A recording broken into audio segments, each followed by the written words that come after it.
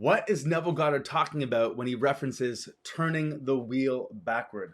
Like he does right here inside of chapter 3 from The Law and the Promise, one of my favorite books written by Neville. This was published in 1961. I read it directly out of the Complete Reader. I believe that this book, along with The Power of Awareness, written in 1952, are quite possibly Neville's most remarkable masterpieces. The back half of this book here, The Law and the Promise, genuinely feels like an instruction manual for life to get anything you want. And so I want to talk about the technique of revision, the concept of mental revision as outlined by Neville in chapter 3 of The Law and the Promise. So he says, turn the wheel backward. Oh, let your strong imagination turn the great wheel backward until Troy unburn. This is in reference to the Great Fire of Troy, May 11th, 1862. This was in Troy, New York. It did about $3 million of damages to Troy at the time. And I'll continue on with this quote by H.G. Wells. All life is, throughout the ages, nothing but the continuing solution of a continuous synthetic problem. That's H.G. Wells. And Neville says, the perfectly stable or static state is always unattainable. The end attained objectively always realizes more than the end of the individual originally had in view. This in turn creates a new situation of inner conflict, needing novel solutions to force man along the path of creative evolution. His touch is infinite and lends a yonder to all ends. Today's events are bound to disturb yesterday's established order. I'm going to highlight this as well. Today's events are bound to disturb yesterday's established order. So you could have sort of the best plan in the world, right? Like you've probably experienced this. You set the plan for tomorrow. You're like, I'm going to do this, this, this, and this. It's going to be an amazing day. It's going to be this phenomenal, adventurous day, and everything's going to go perfectly. And then stuff's going to happen. Shit's going to hit the fan, right? Today's events are bound to disturb yesterday's established order. The creatively active imagination invariably unsettles a pre-existing peace of mind. The question may arise as to how, by representing others to ourselves as better than they really were, or mentally rewriting a letter to make it conform to our wish, or by revising the scene of an accident, the interview with the employer, and so on, could change what seems to be the unalterable facts of the past. But remember my claims for imagining. Imagining creates reality.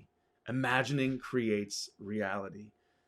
You've got to get those words planted into your subconscious mind. Imagining creates reality, nothing else. Your imagining creates reality. Your imaginal acts create your reality.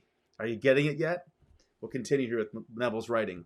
What it makes, it can unmake. This is massive. What it makes, it can unmake. So there's always a possibility of revising, of changing, of transforming. What it makes, what your imagination makes, it can also unmake.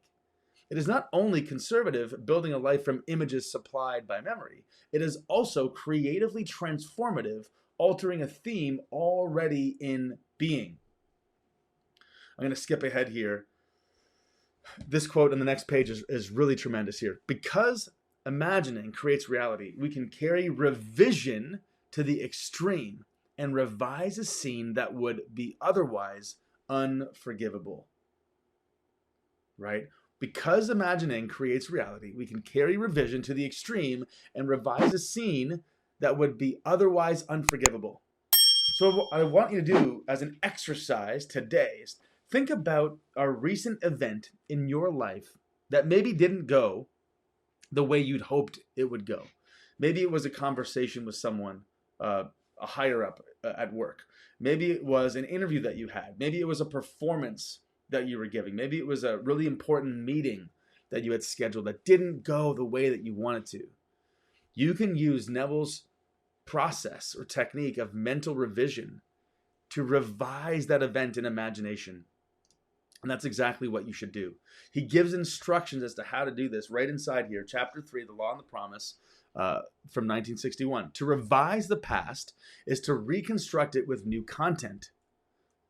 Man should daily relive the day as he wished he had lived it, revising the scene to make them conform to his ideals.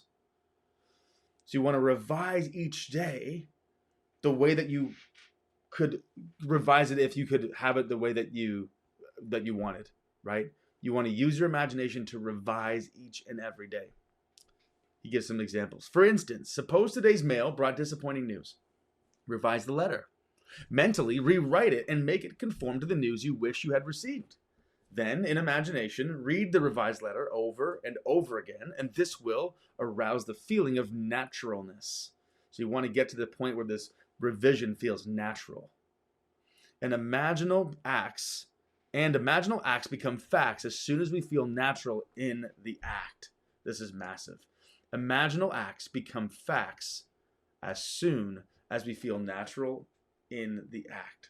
Most people don't play out the imaginal acts they desire with enough repetition and frequency for them to feel natural. The repetition and the frequency is what's missing most of the time with these imaginal acts. It's not enough to repeat the imaginal act one time or two times or four times. You've got to come back to it and revisit it over and over again, because imaginal acts become facts as soon as we feel natural in the act. This is the essence of revision, and revision results in repeal. Then he shares a story about this. I like this quote here at the bottom of this page. By mentally falsifying the facts of life, man moves from passion or passive reaction to active creation. And that's exactly what you want to do. Move from passive reaction to the events that are unfolding in your life, and move from that place to active creation. You do that in imagination, because your imagination creates a reality. Imagining creates reality. This breaks the wheel of recurrence and builds a cumulatively enlarging future. If man does not always create in the full sense of the word, it is because he is not faithful to his vision, or else he thinks of what he wants rather from his wish fulfilled. So that's talking, Neville talks about thinking from the end as opposed to thinking of the end. He talks about this concept a whole lot in The Power of Awareness. You want to think from the end. And that's what he's alluding to right here. Not just thinking of what you want, but thinking from the place of it already having been achieved, from the place of you already having exactly what you want. He continues, man is such an extraordinary synthesis, partly tied by his senses and partly free to dream that his internal conflicts are perennial. The state of conflict in the individual is expressed in society. Life is a romantic adventure. To live creatively, imagining novel solutions to ever more complex problems is far nobler than to restrain or kill out desire. All that is desired can be imagined into existence. Read that again. All that is desired can be imagined into existence. All that is desired can be imagined into existence. What if you personalized that phrase for yourself? What if you repeated that throughout the rest of today? All that I desire can be imagined into existence. All that I desire can be imagined into existence. What if you make it more definite? All that I desire will be imagined into existence. All that I desire will be imagined into existence. Try to revise your day. Here are the specific instructions. Do this tonight.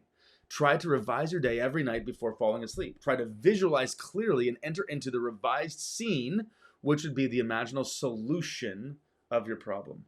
The revised imaginal structure may have a great influence on others, but that is not your concern. The other influenced in the following story is profoundly grateful for that influence. Then he tells that story. I love this quote here. There is no inevitable permanence in anything. Both past and present continue to exist only because they are sustained by imagining on some level or other. And a radical transformation of life is always possible by man revising the undesirable part of it. This last portion here is absolutely massive if you really let it sink in. A radical transformation of life is always possible by a person revising the undesirable part of it. Which parts of your life are undesirable to you right now? You want to revise those portions of your life in imagination. And you want to do that with repetition and great frequency until those mental revisions in imagination feel natural to you. Because once it feels natural, it hardens into fact. And only once it feels natural does it harden into fact. The reader will find it worthwhile to follow these clues. Imaginal construction of scenes implying the wish fulfilled, and imaginative participation in these scenes until tones of reality are reached. Imaginative participation, that is thinking from the end as opposed to thinking just of the end.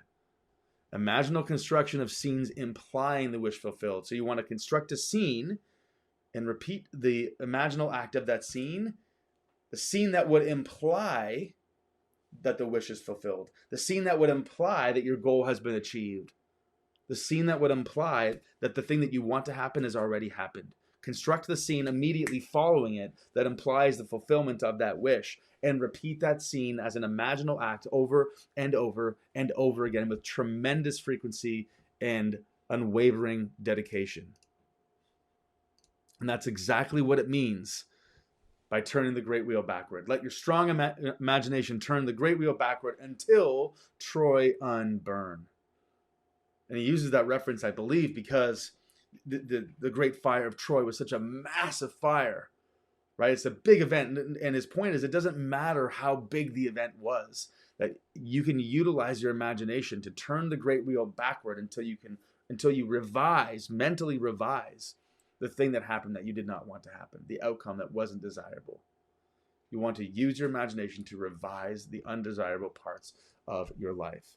And that is my challenge to you today. Let me know how it goes down in the comments. Don't forget to subscribe to the channel, turn on that notification bell so that you get future updates on all the videos that are to come. Once again, my name is Dave S. Anderson, and we are here on this channel to help you radically transform your life through the phenomenal, the exceptional, the remarkable teachings of the one and only Mr. Neville Goddard.